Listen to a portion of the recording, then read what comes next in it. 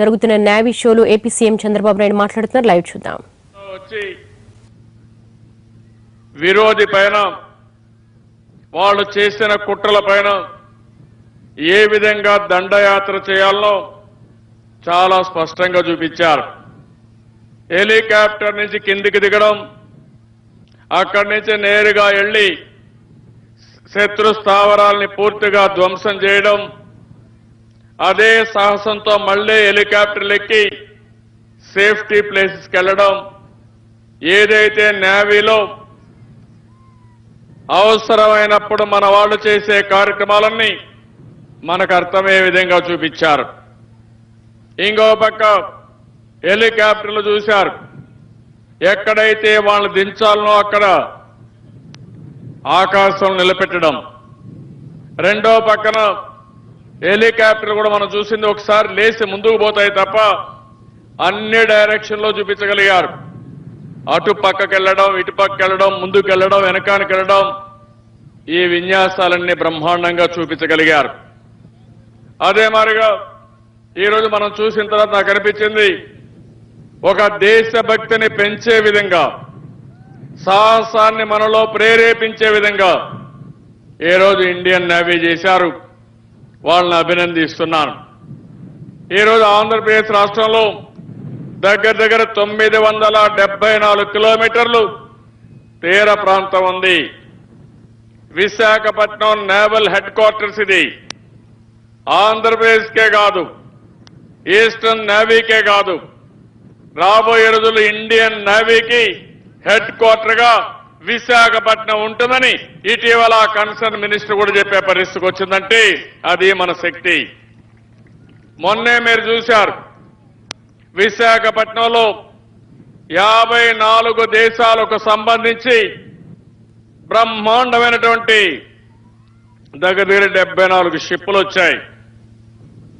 RK beach లో 54 దేశాలు మన ప్రధానమంత్రికి, మన రాష్ట్రపతికి మార్చ్ ఫాస్ట్ చేసి సెల్యూట్ చేశారంటే అది మన దేశానికి ఉండే శక్తి, ఇండియన్ నేవీకి ఉండే గొప్పతనం అని చెప్పి మరొకసారి మీ అందరికీ విజ్ఞప్తి చేస్తున్నాను. ఇలాంటి కార్యక్రమాలు పెద్ద ఎత్తున జరుగుతున్నాయి. ఈరోజు నేవీ కానీ, ఆర్మీ కానీ, ఎయిర్ ఫోర్స్ కానీ దేశాన్ని అనుక్షణం కాపాడుతున్నారు. వాళ్ళ ప్రాణాలు కూడా లెక్క పెట్టుకోకుండా అవసరమైతే ఒక సాహసం చేసి ఎక్కడికక్కడ దేశాన్ని కాపాడుతున్నారు. దేశాన్ని వాళ్ళు కాపాడుతున్నారు కాబట్టి మనమందరం కూడా సురక్షితంగా ఈ దేశంలో ఆనందంగా ఉండే పరిస్థితి వస్తుంది. అలాంటి వీర జవాన్లని ఎప్పుడూ మనం గుర్తుపెట్టుకోవాల్సిన అవసరం ఉంది. అదే సమయంలో ఈరోజు ఇక్కడ చూస్తే భవానీ ఐలాండ్స్ పక్కనే ఉన్నాయి. నాకు అనిపిస్తుంది కృష్ణా నదీ తీరం భారతదేశంలోనే కాదు ప్రపంచంలో ఎక్కడా లేనటువంటి కృష్ణా నదీ తీరం మన సొంతం అని చెప్పి కూడా నేను మీకు తెలియజేస్తున్నా. ఒక పక్కన చూస్తే మంచి సుందరమైన కొండలు, ఇంకో పక్క మంచి నీళ్లు సముద్రంలో, మన నదిలో చూస్తే అది కూడా ఫ్రెష్ వాటర్.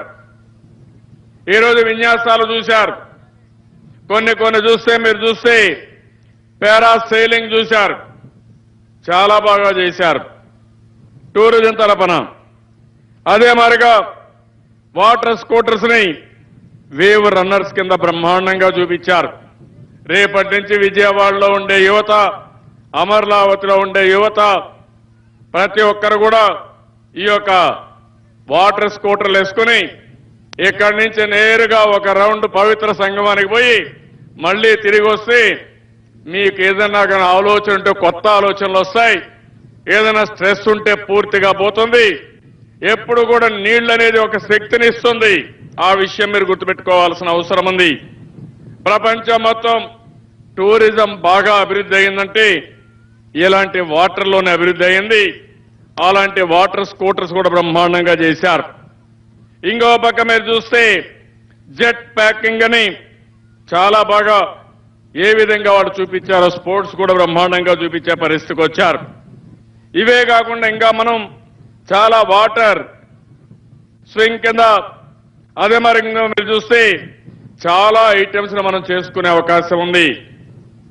ఒక పక్క నేవీ అడ్వెంచర్, ఇంకొక పక్క టూరిజం ఎంటర్టైన్మెంట్, ఈ రెండు కలుపుకుంటే వినూత్నమైన కార్యక్రమాలు మనం చేసే అవకాశం వస్తుంది.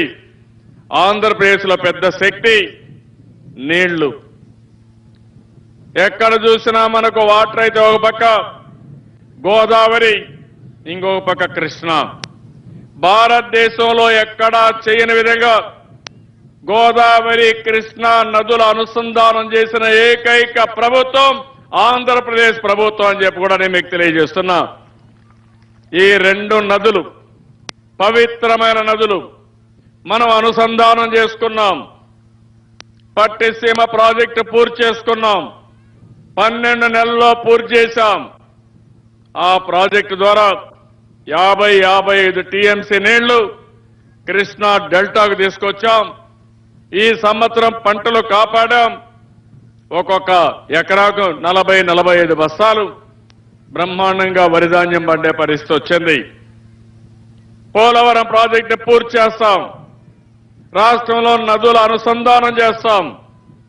గోదావరి దగ్గర మీరు చూస్తే పోలవరం ప్రాజెక్టు దగ్గర ఎక్కడ చూసినా పాపి కొండలు, సుందరమైన ప్రాంతం.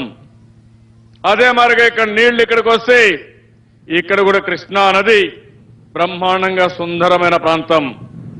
మన అమరావతికి ఇది ఒక పెద్ద ఆస్తి. మొన్నే మనం గోదావరి పుష్కరాలు చేశాం. పోయిన సంవత్సరం కృష్ణా పుష్కరాలు చేశాం. విజయవాడలో ఒకప్పుడు ఇన్ని ఈవెంట్లు జరిగేది కాదు. ఈ రోజు మీరు చూస్తే మొన్నే కూచిపూడి ఇంటర్నేషనల్ ఫెస్టివల్ పెట్టాం. ఈ రోజు నేవీ తరపున ఏ విధంగా అయితే పెట్టామో మొన్ననే ఎయిర్ ఫోర్స్ ద్వారా బ్రహ్మాండంగా విన్యాసాలు కూడా మనం ఏర్పాటు చేసుకున్నాం. రేపు రాబోయే ఈ నెలలోనే Amaravati global music and dance festivals ని పవిత్ర సంఘంలో పెట్టుకుంటున్నాం. మహిళా పార్లమెంటు పెట్టుకుంటున్నాం.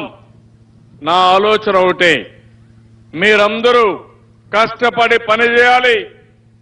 అదే సమయంలో సాయంత్రం అయితే కుటుంబ సమేతంగా ఇలాంటి ప్రదేశానికి వచ్చి ఆనందంగా 1 గంట 2 గంటలు గడిపి మళ్ళీ ఇంటికి పోయే